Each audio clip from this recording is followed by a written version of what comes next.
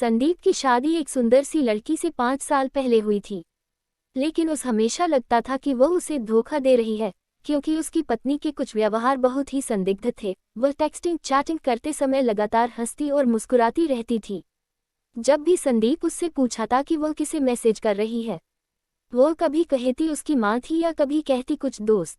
वह अक्सर देर रात काम से पर घर आती थी। जब भी संदीप ने उससे पूछा कि क्या चल रहा है, वह हर बार हंसती थी। वह सिर्फ इतना कहती थी यह काम के कोई दबाव के कारण है या कुछ और कारण बता देती। एक रात वह रात के 11 बजे दही और दूध लेने के लिए निकली। संदीप ये जानने के लिए जागता रहा कि वह कब वापस आती है। वह 2 बजे वापस आई। अब बस इससे ज्यादा संदीप नहीं बर्दाश्त कर सकता था। उसने कुछ सबूत हासिल करने के लिए एक निजी डिटेक्टिव को काम पर रखा है। संदीप अच्छी तरह से जानता था कि बिना किसी सबूत के तलाक के लिए फाइल आगे बढ़ना मूर्खतापूर्ण होगा। जासूस ने अपना काम बखूबी से किया और कुछ ही दिनों में उसने संदीप को सबूत दिए कि उसकी पत्नी अपने एक दोस्त के साथ उसे धोखा दे रही है।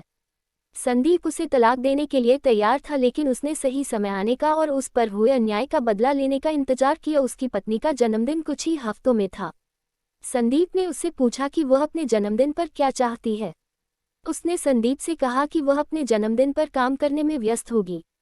उसने संदीप से अपने दोस्तों के साथ छुट्टी पर जाने के लिए कहा, क्योंकि वह उस सप्ताह के दौरान बहुत व्यस्त होगी। संदीप को पता था कि वह वास्तव में क्या कर रही थी।